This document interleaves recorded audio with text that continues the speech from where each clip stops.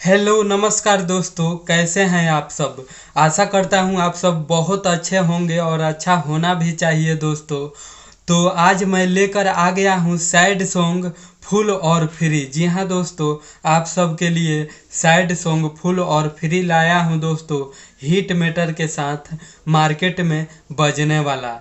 तो इस गाने को सुनने से पहले मुझे आपसे एक छोटी सी रिक्वेस्ट है कि अगर आप अपने भाई के चैनल पर नया हैं तो चैनल को सब्सक्राइब करके बगल में बेल आइकन की घंटी जरूर दबाइए, मेरा वीडियो सबसे पहले देखने के लिए। तो चलिए दोस्तों, देरी ना करते हुए आज का super duper hit sad song को देखा जाए और सुना जाए कैसा है। कवन खुशी पाली हलू ए जान कि हमके भुला दिहलू। कवन खुशी पाली हलू ए जान कि हमके भुला दिहलू। बना लिहल दूरी के बा हमसे भी जरूरी।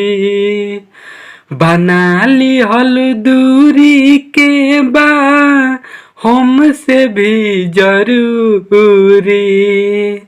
दिल के जला दिहलू। कौन खुशी पाली हलू ए जान कि हमके भुला दिहलू। कौन खुशी पाली हलू ए जान कि हमके भुला दिहलू। तो ये मुखड़ा था दोस्तों। आशा करता हूँ आप सबको मुखड़ा बहुत ही पसंद आया होगा। अब चलिए फर्स्ट अंतरा को सुनते हैं। कइले रहलू वादा हमसे खा के कसम हो, छूट न पाई साथ सातो जन्म हो। कइले रहलू वादा हमसे खा के कसम हो, छूट न पाई साथ सातो जन्म हो। करत नइखु बात काहे क दिहलु घात। करत नइखु बात काहे क दिहलु घात। वफा के कासिला दिहलु। कौन खुशी पाली हलू ए जान कि हमके भुला दिहलू।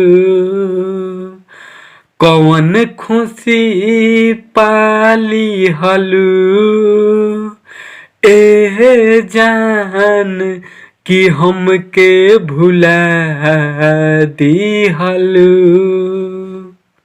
ये फर्स्ट अंतरा था दोस्तों। अब चलिए हम लास्ट अंतरा के तरफ चलते हैं और लास्ट अंतरा को सुनते हैं कैसा है।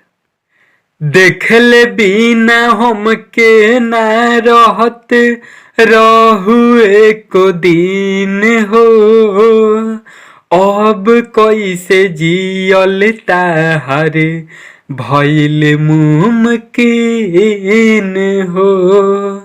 देख ले बिना हमके ना रहत रहुए को दिन हो, अब कैसे जियल ताहर भइल मुमकिन हो। राइटर राकेश के कइलू बेजान हो, ताहरा बिना सुना लागे दुनिया जहान हो।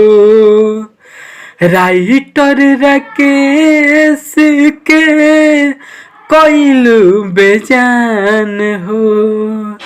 ताहरा बिना सुना लागे दुनिया जहान हो।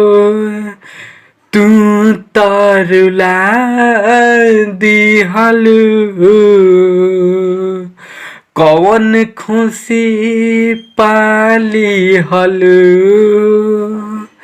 ए जान कि हमके भुला दिहलू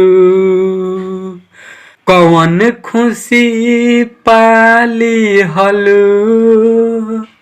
ए जान कि हमके भुला दिहलू कौन खुशी पाली हलू। ए जान कि हमके भुला दिहलू। तो कैसा लगा दोस्तों हमारा ये सैड सॉन्ग, आप सब कमेंट करके ज़रूर बताइएगा। अगर अच्छा लगा है तो वीडियो को लाइक करना ना भूलिएगा दोस्तों, और चैनल पे पहली बार हैं तो चैनल को भी सब्सक्राइब ज़रूर कीजिएगा मेरा वीडियो सबसे पहले देखने के लिए। तो मिलते हैं दोस्तों अगले वीडियो में नए हिट गीत के साथ। तब तक के लिए नमस्कार, बाय बाय दोस्तों।